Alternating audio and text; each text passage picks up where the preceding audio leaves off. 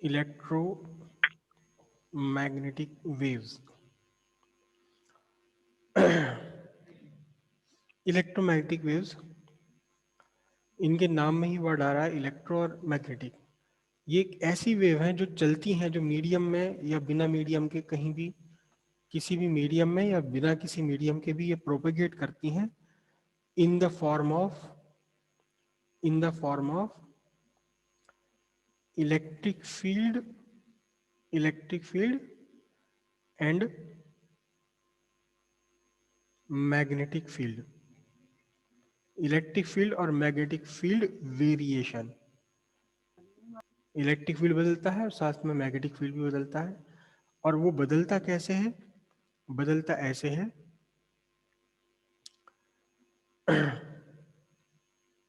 Online वालों को कैसे समझाऊंगा, यहाँ जो बैठे उन्हें समझा दूंगा। ये इलेक्ट्रोमैग्नेटिक वेव चल रही है यहाँ इस डायरेक्शन में, तो एक इलेक्ट्रिक फील्ड होता है, इलेक्ट्रिक फील्ड वेरी करता रहता है, साइनसॉइडल वेरिएशन है ये, बिल्कुल वैसे ही जैसे पीछे हमने अपने नॉर्मल वेव्स में पढ़ा था। ये इलेक्ट्रिक फील्ड वेरी करता हुआ चल रहा है, और यहाँ हमने इसे ऐसे शो किया।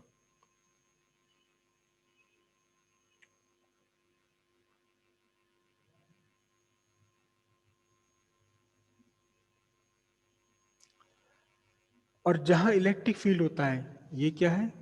Electric field. और ठीक वहीं पर उसी के परपेंडिकुलर होता है मैग्नेटिक फील्ड। जैसे मैंने ये एक्स एक्सिस पर ड्रॉ किया है,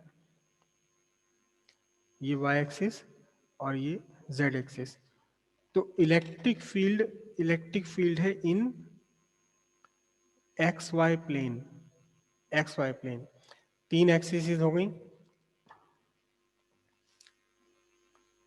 तीन एक्सिस हो गई, ये यहाँ X axis, Y axis, Z axis. तो यहाँ एक्स वाई प्लेन में, इस एक्स वाई प्लेन में इलेक्ट्रिक फील्ड है, तो इसके परपेंडिकुलर एक्स जेड प्लेन में होता है मैग्नेटिक फील्ड। जहाँ इलेक्ट्रिक फील्ड है ठीक वहीं पर मैग्नेटिक फील्ड भी है। दोनों एक साथ एक ही जगह है, लेकिन दोनों के प्लेन डिफरेंट है।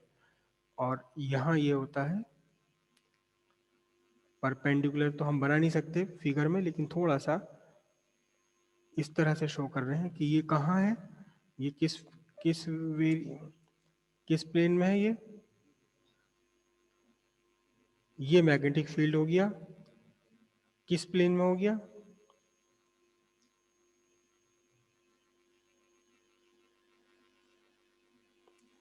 ये मैग्नेटिक फील्ड है in x Z plane.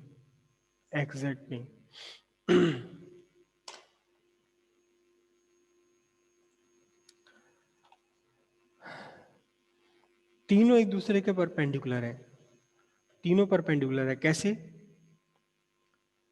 Motion of wave चल रही है कहाँ? एक्स एक्सिस के अलाउंग। मोशन ऑफ वेव कहाँ है? एक्स एक्सिस पर। ठीक है, तो इलेक्ट्रिक फील्ड कहाँ है? X Y plane. तो इसके परपेंडिकुलर मैग्नेटिक फील्ड कहाँ है? मैग्नेटिक फील्ड है एक्स जेड प्लेन। तीनों एक दूसरे के परपेंडिकुलर रहते हैं। ये इलेक्ट्रोमैग्नेटिक वेव है।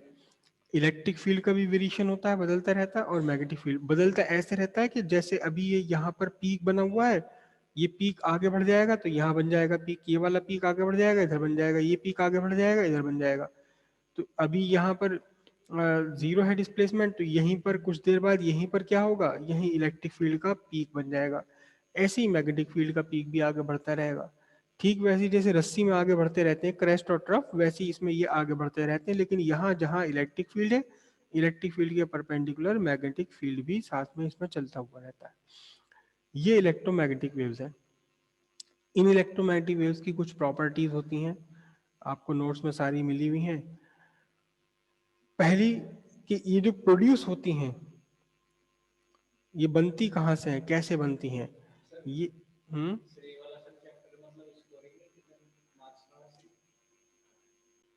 ठीक है।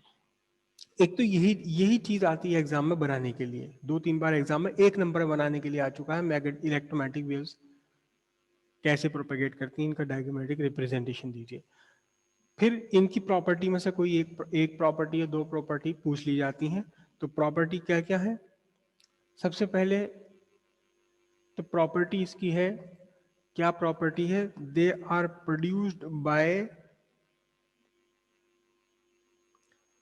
Oscillating charge.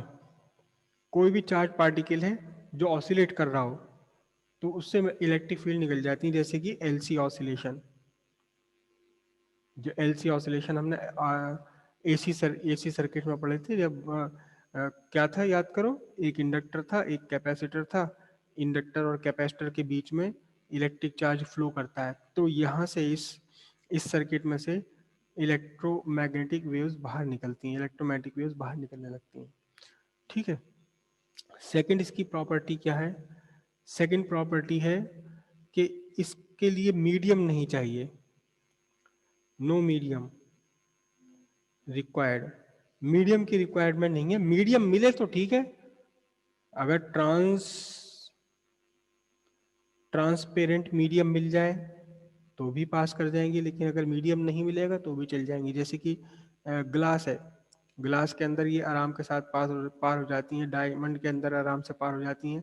तो ग्लास और डायमंड तो मीडियम है, लेकिन हमारा सन ये और ये अर्थ है, इसके बीच में करोड़ों करोड़ों अरबों किलोमीटर क्या है, करबों करोड़ों करोड़ों अरबों किलोमीटर जो है वो फ्री स्पेस है। फ्री स्पेस का मतलब वैक्यूम, लेकिन फिर भी सन से हमारे तक आ रही है लाइट, तो ये फ्री स्पेस में या वैक्यूम में भी चल सकती हैं, मीडियम की इनको रिक्वायरमेंट नहीं है। तीसरी इनकी प्रॉपर्टी क्या है? तीसरी इनकी property in free space, in free space free space में इनकी जो वेलोसिटी है वो वेलोसिटी फिक्स है। कितनी है वेलोसिटी? दो इक्वेशन है, 1/√ऑफ एप्सिलॉन नॉट म्यू नॉट या E0/V0। अब ये एप्सिलॉन नॉट क्या है? आप अच्छी तरह जानते हैं, इलेक्ट्रिसिटी में करंट उसमें इलेक्ट्रोमैग उसमें सॉरी इलेक्ट्रोस्टैटिक में पढ़ा था। क्या है बोलो?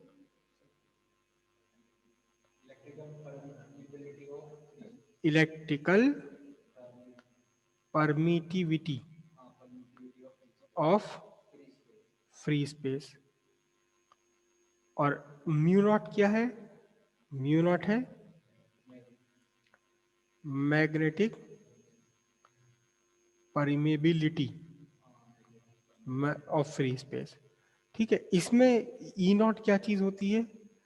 ई नॉट होता है amplitude of electric field vector और बी नॉट है amplitude of magnetic field vector. जैसे कि ये मैंने यहाँ बनाया इलेक्ट्रिक फील्ड मैग्नेटिक फील्ड, तो इसकी जो मैक्सिमम वैल्यू है इलेक्ट्रिक फील्ड की,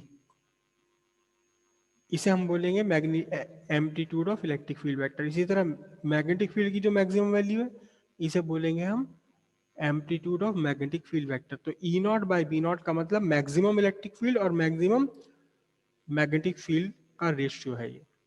ठीक है। और अगर फ्री स्पेस नहीं है, मीडियम है, अगर कोई मीडियम है तो वेलोसिटी का फॉर्मूला क्या होगा? एप्सिलॉन नॉट की बजाय एप्सिलॉन, म्यू नॉट की बजाय mu is equals to E/B। यहाँ क्या हो जाएगा? Electrical permittivity of medium, magnetic permeability of medium, electric field vector in the medium, और ये magnetic field vector in the medium जो भी है। ठीक है, ये इसकी थर्ड प्रॉपर्टी हुई। इसकी फोर्थ प्रॉपर्टी कौन सी है? इसकी फोर्थ प्रॉपर्टी है, प्रॉपर्टी ही एग्जाम में आ जाती है, एक आध नंबर में दो प्रॉपर्टी लिखने के लिए आ जाता है। हैं? हाँ हाँ हाँ हाँ हाँ हाँ हाँ हाँ। इलेक्ट्रिक फील्ड वेक्टर परपेंडिकुलर है किसके? मैग्नेटिक फील्ड वेक्टर के। और दोनों ही ये परपेंडिकुलर हैं, बोथ आर परपेंडिकुलर टू दोनों ही परपेंडिकुलर है किसके? डायरेक्शन ऑफ प्रोपिगेशन, जिस तरफ को चल रही है उसके दोनों ही perpendicular. Electric field vector, magnetic field vector दोनों एक दूसरे के परपेंडिकुलर है, दोनों ही एक दूसरे के, दोनों ही किसके परपेंडिकुलर है? दोनों ही प्रोपिगेशन के परपेंडिकुलर है। ठीक है, और इसी में जहां आपका इलेक्ट्रिक फील्ड वेक्टर का मैक्सिमम है, वहीं ठीक उसी जगह पर मैग्नेटिक फील्ड वेक्टर भी क्या है? मैक्सिमम है। ध्यान से समझना, देखो ये जहां आपका इलेक्ट्रिक फील्ड मैक्सिमम है वहीं पर आपका मैग्नेटिक फील्ड वेक्टर भी मैक्सिमम है। जहां इलेक्ट्रिक फील्ड जीरो है वहीं पर मैग्नेटिक फील्ड भी जीरो हो जाता है। दोनों एक ही साथ जीरो होते हैं, दोनों एक ही साथ मैक्सिमम होते हैं, लेकिन इसकी मैक्सिमम वैल्यू बहुत ज्यादा होती है और इसकी मैक्सिमम वैल्यू कम होती है। यहाँ तो हमने क्या करा है कि दोनों के पीक लगभग एक जैसे ही बना दिए, लेकिन इलेक्ट्रिक फील्ड वेक्टर का पीक बहुत बड़ा होता है और मैग्नेटिक फील्ड वेक्टर का पीक कम होता है, तभी तो इनका रेशियो वेलोसिटी के इक्वल है। याद करो, वेलोसिटी कितनी है? 3 × 10⁸ मीटर पर सेकेंड, यानी कि electric field vector 3 × 10⁸ times stronger है किससे?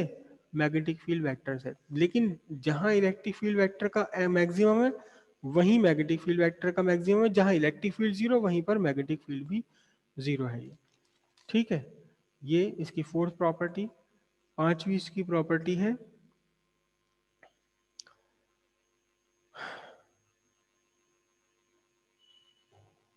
बता दी मैंने, पांचवी वही बता दी आपको जो भी बताई है।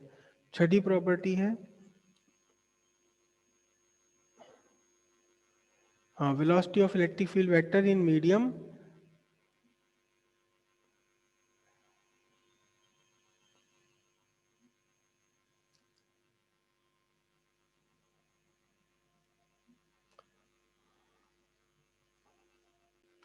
हाँ, जो वेलोसिटी है, वेलोसिटी डिपेंड करती है electric and magnetic properties of medium. तो लेकिन किस पर डिपेंड नहीं करती? Do not depend, do not depend on, do not depend on amplitude. मतलब क्या हुआ कि वेलोसिटी, यहाँ देखो वेलोसिटी जो है ये भाई electric field, electric permeability, permittivity और मैग्नेटिक परमेबिलिटी, ये दोनों मीडियम की प्रॉपर्टीज है। इस फॉर्मूले में कहीं भी इलेक्ट्रिक फील्ड वेक्टर का मैग्नीट्यूड नहीं आ रहा कि कितना है इलेक्ट्रिक फील्ड वेक्टर, कितना है मैग्नेटिक फील्ड वेक्टर, इस बात पे डिपेंड नहीं करता, केवल किस पे डिपेंड करता है? इलेक्ट्रिकल प्रॉपर्टीज और मैग्नेटिक प्रॉपर्टीज पे डिपेंड करता है। और इसी यही रीजन है कि अगर आपका स्मॉल सोर्स है, जैसे आपका एक स्मॉल सोर्स है कैंडल, मोमबत्ती है, और एक बिग सोर्स है, बिग सोर्स है जैसे कि आपका सन है, इन दोनों से निकलने वाली लाइट की स्पीड सेम होगी, 3 × 10⁸ मीटर पर सेकेंड, 3 × 10⁸ मीटर पर सेकेंड फ्री स्पेस में। मतलब जो स्पीड ऑफ लाइट है वो इस बात पे डिपेंड नहीं करती कि सोर्स, किस सोर्स से लाइट निकल रही है और कितनी स्ट्रॉन्ग लाइट निकल रही है, किस सोर्स से निकल रही है और कितनी स्ट्रॉन्ग लाइट निकल रही है, केवल डिपेंड करता है किस पर? इलेक्ट्रिकल प्रॉपर्टीज और मैग्नेटिक प्रॉपर्टीज ऑफ मीडियम पर। ठीक है, टोटल एनर्जी, जो टोटल एनर्जी है, total energy of light, total energy is equally distributed over electric field component and magnetic field component. मतलब जितनी एनर्जी इलेक्ट्रिक फील्ड लेके चलेगा उतनी ही एनर्जी मैग्नेटिक फील्ड लेके चलेगा, भले ही इलेक्ट्रिक फील्ड का मैग्नीट्यूड हाई हो और इसका कम हो, लेकिन जितनी जितनी एनर्जी होगी इलेक्ट्रिक फील्ड वेक्टर में उतनी ही एनर्जी लेकर चलेगा कौन? Magnetic field vector. जबकि दोनों दोनों में बहुत बड़ा डिफरेंस होता है। जो इलेक्ट्रिक फील्ड वेक्टर है much stronger than magnetic field vector. ठीक है, और इसकी लास्ट प्रॉपर्टी है क्या? लास्ट प्रॉपर्टी है कि जो इसकी ऑप्टिकल प्रॉपर्टीज हैं, ऑप्टिकल प्रॉपर्टीज, ऑप्टिकल प्रॉपर्टीज का मतलब होता है रिफ्लेक्शन, रिफ्लेक्शन है या रिफ्रैक्शन है या कौन सी होती है, इंटरफेरेंस है, रिफ्लेक्शन, रिफ्लेक्शन इतनी मान के चलो। ये डिपेंड करती हैं आपकी किस पर, depend on electric field vector, केवल इलेक्ट्रिक फील्ड वेक्टर पर ही डिपेंड करती हैं, मैग्नेटिक फील्ड वेक्टर पर डिपेंड नहीं करती। इसलिए हम इलेक्ट्रिक फील्ड को बोलते हैं optical component of electric of light. Electric field को बोलते हैं ऑप्टिकल कंपोनेंट, क्योंकि ऑप्टिकल प्रॉपर्टीज केवल इलेक्ट्रिक फील्ड पर डिपेंड करती, मैग्नेटिक फील्ड पर डिपेंड नहीं करती। ठीक है।